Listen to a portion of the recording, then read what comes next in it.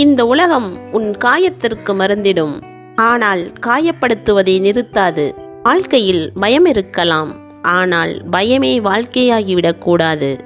நன்றாக பேசுபவர்கள் எல்லாம் நமக்கு நன்மையே செய்வார்கள் என்று நம்பிக்கை கொள்ளாதே.